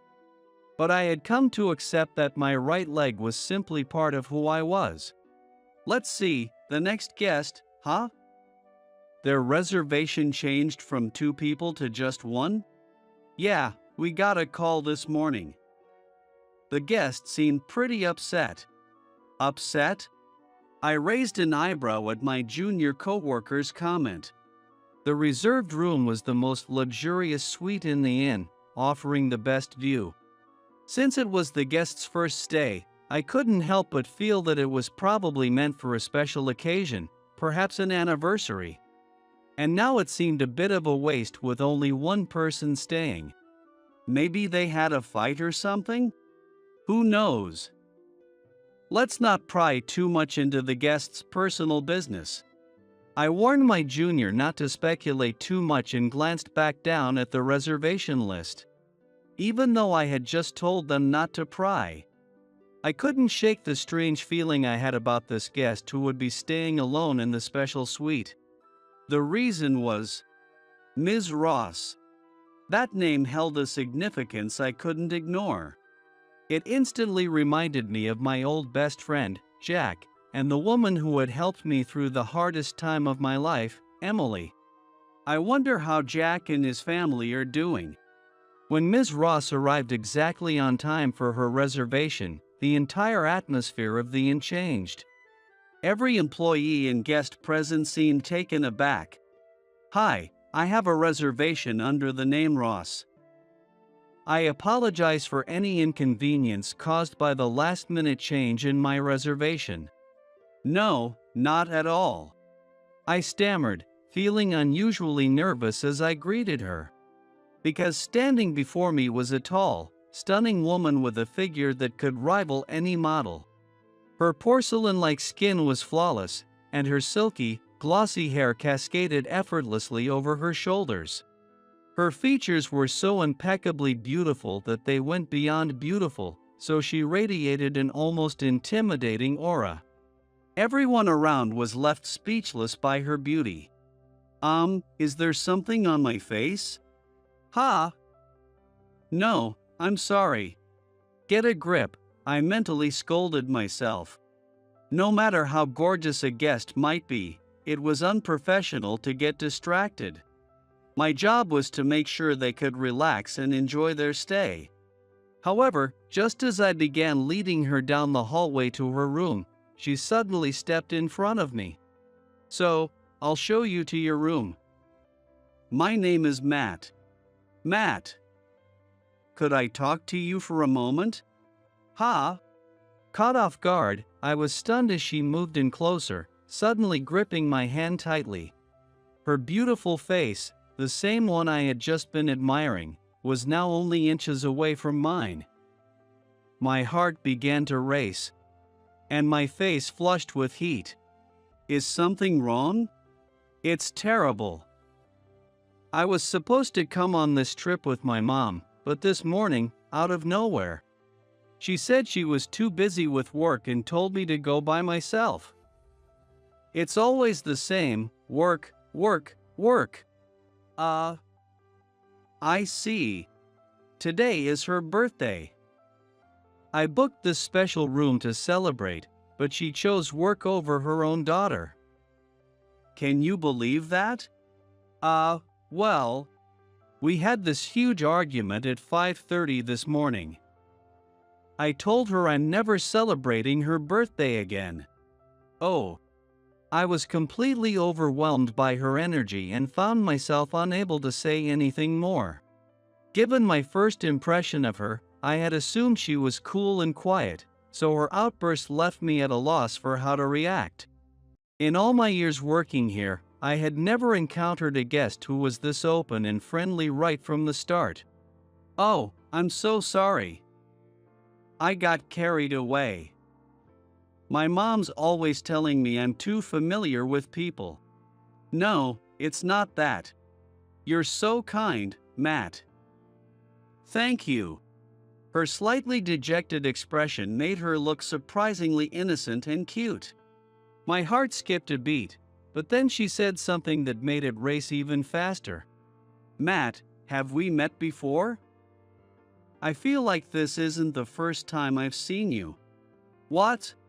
Maybe if we spend more time together, I'll remember." Oh, doesn't this offer a guided tour of the area? Could you show me around once I've settled in? Uh, please, she asked, clasping her hands together and flashing me a warm smile. My heart started pounding again. For the first time since I started working here, I couldn't immediately respond with a professional certainly. Wow, this view is amazing. The view from your room is beautiful, but this spot is something special. It's a hidden gem. At first, I was still nervous, walking next to such a stunning woman, but as we toured the local sites, we started to warm up to each other. By the time we were halfway through, we were chatting easily. Ms. Ross, next I'll show you. Oh, you don't need to be so formal. I want us to be friends, Matt. Ah. I was beginning to understand that she was the type of person who said things that made your heart skip a beat without even realizing it. Okay then. You can call me Matilda, my first name. No, that's a bit. I couldn't possibly call a guest by their first name. Ha, you're so serious, Matt. And so kind. I appreciate that you're walking slowly, so I can enjoy the scenery at my own pace. Ha! It was only then that I realized I had made a mistake. When she asked for the guided tour, I should have explained that I walk slowly because of my leg injury. I should have also mentioned that if there were any emergencies, I wouldn't be able to move quickly. Normally, I only accept these requests if the guest understands those conditions. But today, I had forgotten to explain. I'm sorry. The truth is, I have a bad leg, so I can only walk slowly. What? Her eyes widened in surprise, and I quickly bowed my head. I couldn't believe I had let myself make a mistake at work just because I was flustered by such a beautiful guest. It was embarrassing. Please, don't bow your head. Are you okay? Is your injury serious? Ha! You hurt your leg, didn't you? And here I am, asking you to give me a tour. I'm so sorry. Now it was Matilda's turn to bow her head in a fluster. As she apologized, I instinctively bowed again, saying, No, it's fine. But then, she insisted with another apology, and soon we were both bowing to each other in the middle of the tourist spot. It's an injury from over 20 years ago. It doesn't hurt anymore, so my pace is just a bit slower, that's all. Really? I was sure you were showing us around while enduring the pain. But I'm so glad that's not the case. Seeing her cheeks flush, a small smile crept onto my face as well. She's such a beautiful and kind woman. And because of that, there was something I had to say to her. I know it might be presumptuous of me to say this to you as a customer, but with that preface, I looked straight into her eyes. Please don't say you'll never celebrate your mother's birthday again. What? She looked puzzled, so I explained. I told her that I had lost my mother just a few days before her birthday. I believed that day would always come. Even after a big argument, I thought we'd make up with just a simple happy birthday. It felt a bit awkward, but I was sure I'd say it again that year. But that day didn't come, and I realized then that nothing is guaranteed in life. Goodbyes come suddenly, without any warning. I'll never see the joy on her face when I wished her happy birthday again. Even though she was my only family, I couldn't have truly wished for her to disappear. And now, I can't take back those cruel words I said to her at the end.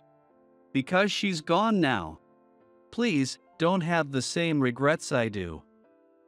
I'm begging you. She's a kind person, and if that moment comes, she'll regret it even more than I do. That's why, despite my position, I felt I had to tell her.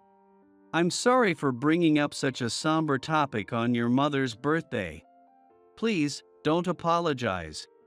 As she shook her head firmly, I couldn't help but think how kind she really was. Then, suddenly, she asked something unexpected. "Matt, is there anything else you regret?" "Ha? For example, about your leg." She glanced nervously at my right leg as she asked. Why would she ask something like that? I was puzzled but shook my head firmly. "No, I have no regrets about this leg. The burn left me with a permanent disability, and it caused me a lot of pain over the years. People's stares were always cold, and no one ever reached out to help. For a long time, I felt so alone. But not once have I thought that I shouldn't have jumped into those flames. This right leg is proof that I saved someone. Rather than regret, I actually. Could you tell me more about that?" "Ha?" It was the first time anyone had asked me that. I hesitated for a moment, then nodded and said, "Of course." Then, I shared the story of how I got burned and the life I'd lived since. I felt so proud. I never quit working at the inn, no matter what people said, because I already had enough regret from what happened with my mother. I swore to her that I wouldn't give in to the words or harassment from others and live with more regret. I vowed to live in a way that I'd never regret anything again. So I only have one regret. That I never made up with my mother before saying goodbye forever. That's the one thing I'll carry with me for the rest of my life. That's why you should. Just as I was about to finish by asking her to reconcile with her mother, she cut me off. "It's getting dark, isn't it? We should probably head back."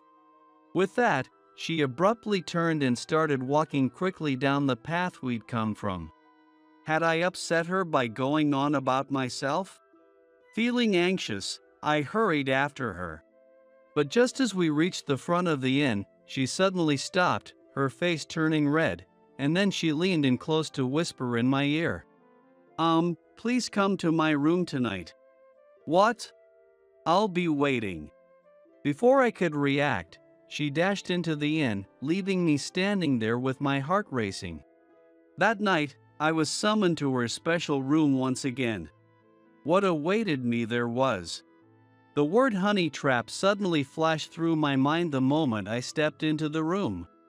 There she was, welcoming me with a smile as if she had been waiting for me.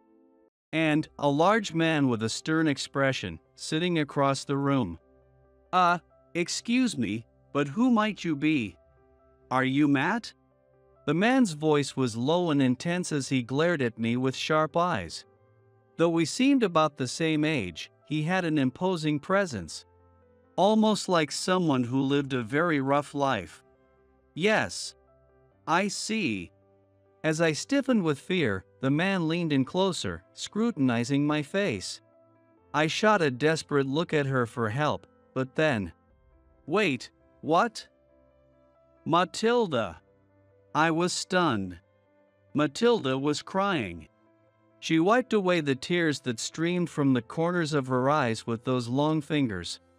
As if I had done something terrible to her. "No. I didn't do anything." "Didn't do anything? I mean, I didn't do anything. Wait, that's not what I meant." This was bad. It sounded like I was guilty of something. Or worse, like I had come here with some kind of intent. While I frantically shook my head, the man drew even closer. He was extending his arms toward me.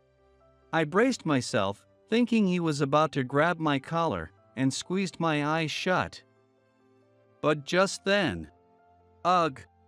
I heard a strange groan near my ear, and when I opened my eyes, the man in front of me was crying. "What? It really is you.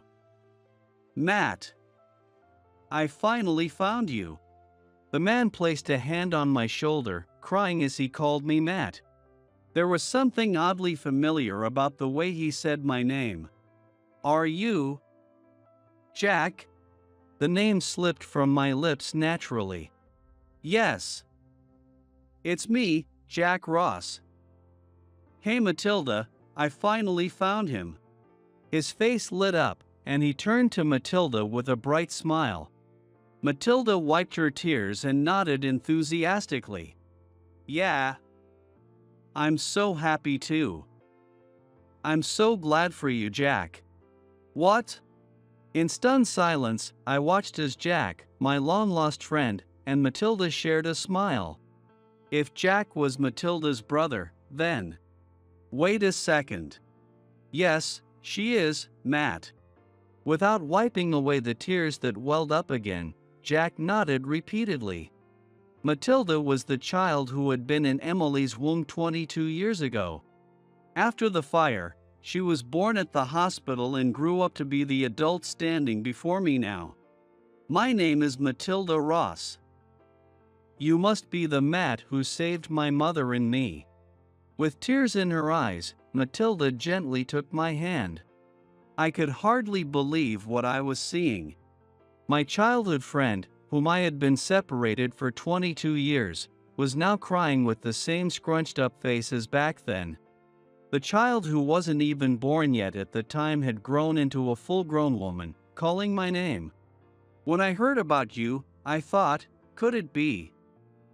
The story was exactly the same as the one I had heard from my mother and brother countless times. A 10-year-old boy kept encouraging my mother, who was frozen with fear in the middle of the blazing fire. He helped her to the front door, supporting her the whole way. But just as they were about to get out, a burning beam fell on the boy's leg.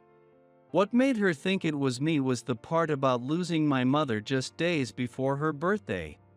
And when she heard about me suffering severe burns on my right leg while saving a pregnant woman, she was certain. That's why she rushed back to the room and called Jack here. She told me they had finally found the person they had been searching for all these years. You've been searching for me all this time. Yes, ever since you moved away, my mom kept trying to get updates. But all we ever heard from relatives was that Matt is doing well. Eventually, they stopped picking up our calls. When I graduated from high school, my mom went to visit in person. But you had already left by then. When she asked where you went, no one knew. So, for over 10 years, we kept looking for you. I can't believe it was by chance that Matilda found you. Jack chuckled bitterly. It was so unbelievable, I couldn't help but stare. And seeing that it was really me standing there, they were overwhelmed with emotion. Why would you go to such lengths to find me? Of course we would. You saved my mom and Matilda's lives. You're a hero to our family. No amount of thanks could ever be enough. And if you ever need anything, we'll help in any way we can. Then, Jack hesitated for a moment. He glanced at my right leg. When you walked in, I noticed you were limping a bit. Is it still not moving properly? Well, it's much better now, thanks to your family. I had learned about this through conversations with relatives after entering middle school. The reason I was suddenly taken in was because of Emily and her husband. They had offered to cover my living expenses, school fees, and even the cost of my burn treatments. While I didn't have everything, they raised me until I graduated high school without any major hardships. I was also able to receive enough medical treatment at the hospital. So if you're talking about returning favors, I'd say I've already received more than enough. Thank you, truly. I expressed my gratitude to Jack, as well as to Emily and her husband, who weren't here. Even from afar, they had cared for me. I can't express how much that saved me from the loneliness I felt. I've always wanted to meet again and say thank you. But with work and everything, so much time passed. But you were left with a disability, huh? Jack muttered bitterly, looking down. I gave his shoulder a reassuring pat, telling him not to worry. This was the result of my own choice to act without regret. So, I didn't regret it at all. By the way, did you make up with Emily, Jack? Yeah, right after that. Just like you said, I apologized right away, and I'm glad I did. Mom and Jack are still really close. Meanwhile, I'm always getting scolded. That's because you never listen to Mom, isn't it? Jack playfully knocked on Matilda's head with his fist. Their exchange lightened the mood, and Jack finally seemed to relax a little. With a softer expression, he suddenly brought something up. Hey, Matt. If you're up for it, how about working with me? Huh? Actually, right now. Matilda suddenly interrupted Jack mid-sentence. What she said left me completely stunned. My brother is the president now. What? Hey, Matilda.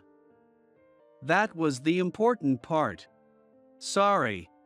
Though Matilda apologized, she couldn't hide her bright smile. It was as if she couldn't help but feel proud of her brother for being the company president. Well, she beat me to it, but yeah, I'm running a company now. I was put in charge of one of the subsidiaries under my dad's group. Wait, your dad runs a group of companies? Jack explained to my astonished self. Not long after Matilda was born, their father, who had been an elite at a major company, became independent. His company grew rapidly, and now it's a group with dozens of companies under it. Jack, who had been training under his father, was finally appointed president of one of the subsidiaries about 2 years ago. Apparently, their mom is even busier, serving as both the vice president and the president's secretary. A lot has happened over the 22 years since you left, Matt. Both good things, and of course, bad things. Bad things? Yeah. As soon as he became president, all kinds of people started cozying up to him. There were high-ranking executives blatantly trying to wrest control away from the inexperienced president. Then there were women who, dazzled by his title, tried to become his girlfriend. And clients who hadn't paid him any attention before suddenly started flattering him nonstop. It became exhausting, trying to figure out who was being sincere and who was lying. Jack sighed as he explained how it had worn him down. That's why I want to work with people I can trust completely. That's one of the reasons I've been looking for you, Matt. Me? Jack nodded emphatically at my confused reaction. Then, he extended his hand to me. Next to him, Matilda was smiling brightly. I need you, Matt. You're the person I trust more than anyone. But I only graduated high school. I'm not sure I could be of any help to you. I started working for my dad right after high school too. My dad always says he trusts employees with more hands-on experience over those with higher degrees. And that approach is what helped the company grow. So, it all comes down to how hard you're willing to work, doesn't it? But, how do you know you can trust me? Seeing me trail off and look down, Jack lowered his hand. Then he chuckled, saying, "You're such an idiot. You've already proven it, haven't you? What? You saved 2 people who mean the world to me. Without even thinking about your own safety. How could I trust anyone else over you?" He extended his large hand toward me again. Take pride in yourself, Matt. You're my best friend, and I couldn't be prouder of you now and always. Jack. He, too, had been thinking about me all this time we'd been apart. I realized then that with people like him caring for me, I was never truly alone. The joy of that was overwhelming. As I reached out to grasp Jack's hand, I couldn't hold back the tears that blurred my vision. Thank you, Jack. I'm so happy we met again. So happy. Me too. Thank you so much, Matt. With tears streaming down both of our faces, we shook hands firmly. Watching us, Matilda wiped her eyes, smiling all the while. For the three of us, this night would become an unforgettable memory. Afterward, I left the inn. And soon after, I started working at Jack's company. Under a surprisingly tough boss, I'm now throwing myself into learning the ropes. Most of the company was against the idea of me becoming Jack's right-hand man. But those voices just fuel my determination. I'll prove them wrong with results, I declared with resolve. Jack smiled and gave me a thumbs up. That's why you're the man I trust most in the world. By the way, Matilda wants to invite you to dinner. Are you free tonight? Ha! Just as I stood there, confused, someone burst into the president's office. Jack! Why'd you tell him? You were pacing outside the office forever. Consider this payback from last time. Ugh! Matilda, who was lightly hitting Jack with her fists, had turned bright red up to her ears.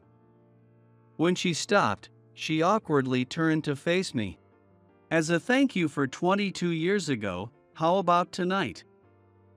Sure. I'd love to. Really? The moment I agreed, her face lit up like the sun. Her emotions shifted so quickly, it was adorable. My heart suddenly skipped a beat, and Jack nudged me playfully with a grin. She's a handful, but take care of my sister, okay? Ha! I would come to understand the meaning behind those words later. With Jack, my reliable friend and president, always by my side, and Matilda, who was energetic and cheerful, working as a secretary in training, my days became more fulfilling than ever. Amid the busy days, I visited my mother's grave for the first time in 22 years. Beside me stood Emily, who had finally reunited with me, her hands clasped in prayer. Thank you so much, Matt. She whispered, eyes closed. I just thanked your mother too.